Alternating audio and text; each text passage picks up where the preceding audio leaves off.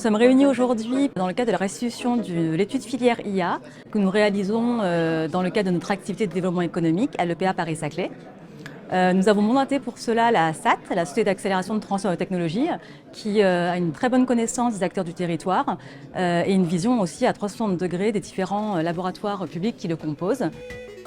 Au-delà de l'objectif de mieux se connaître, l'enjeu c'est également d'utiliser tout ce contenu pour mieux promouvoir l'écosystème de Paris-Saclay, notamment dans les actions que nous réalisons à l'international lors de participation à des salons professionnels.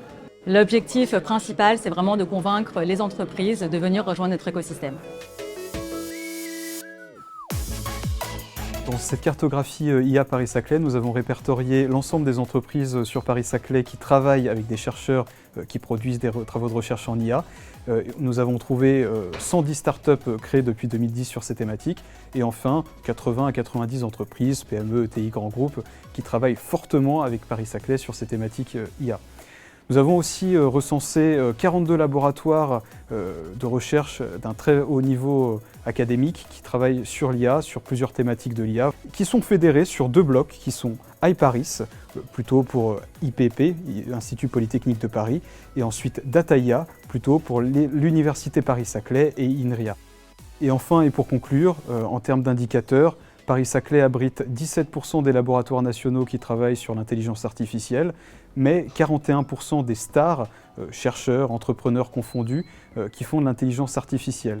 Et un autre chiffre très important, c'est que dans l'appel à projet de l'ANR sur les chaires en intelligence artificielle, Paris-Saclay a remporté 16 des 40 projets, ce qui correspond à 40% des projets actuels entre industrie et recherche fondamentale sur l'intelligence artificielle.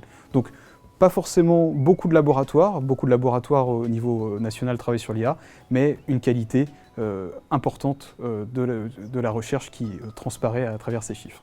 Enfin, la SAT met en place d'autres actions d'attractivité du territoire, typiquement avec le showroom technologique qui se visite.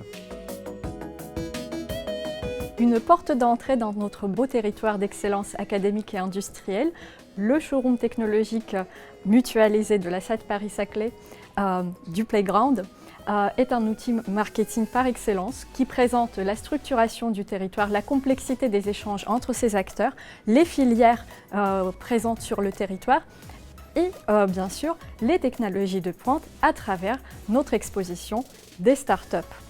L'avantage et la singularité de notre showroom, c'est d'être vraiment un showroom transverse qui est une porte d'entrée sur le territoire qui permet vraiment rapidement comprendre les enjeux du territoire Paris-Saclay qui, à travers son exposition, permet d'entrevoir quelles sont les possibilités qui s'offrent à des acteurs nationaux et internationaux venant en visite sur le territoire et travaillant dans les laboratoires de recherche, dans les lieux d'excellence académique et industrielle, dans les entreprises.